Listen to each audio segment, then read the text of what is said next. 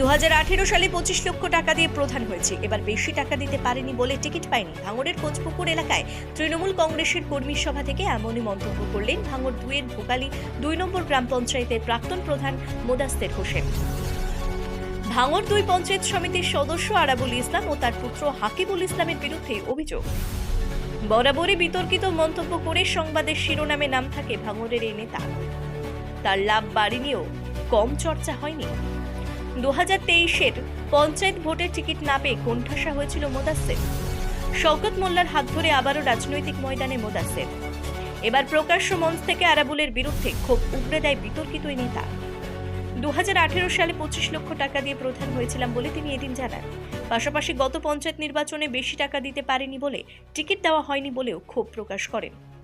শওকত মোল্লাকে বিষয়টি নিয়ে জিজ্ঞাসা করলে তিনি জানান, মোদাস্তের ও আরাবুলই বলতে পারে, আমরা কিছু বলার নেই, আমার কিছু বলার নেই।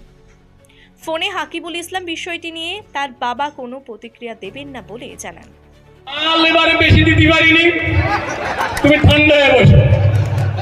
মাল যদি একটু বেশি দেওয়া যেত, টাকা তোমার টিকিটটা পাকা পড়তে হতো।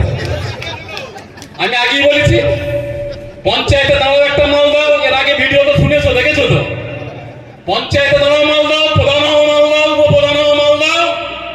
আবার দাঁড়াবার আগে এবারকার টাকার অফারটা অনেকটা বেশি ছিল। আমার আর তোমার পরিস্থিতি ছিল,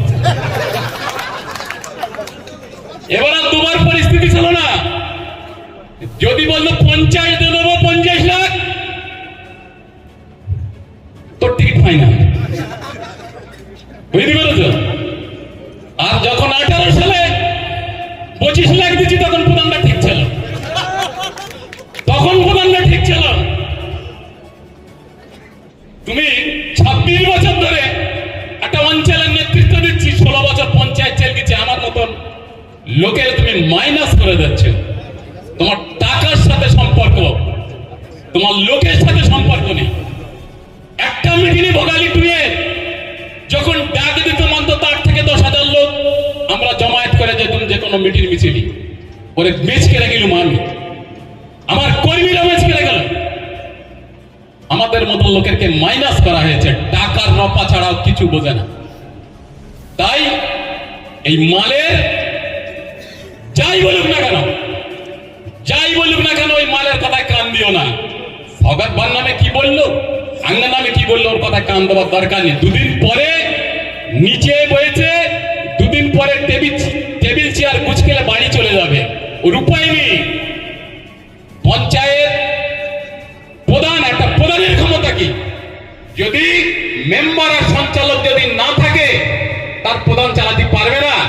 একটা পঞ্চায়েত সমিতির যদি কর্মদক্ষর পঞ্চায়েত সমিতির মেম্বার যদি ইউনাইটেড থাকে, ওর কিচ্ছু করার ক্ষমতা নেই। তার ব্যবস্থা সহগত ভাই করে দিয়েছে, তার ব্যবস্থা করে দিয়েছে।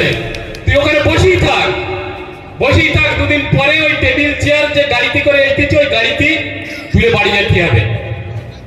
এই হচ্ছে পরিস্থিতি আজকে। শেষ ভাই দেখো, একটু কথা বলি, সকাল ভাই বল শেষ কর।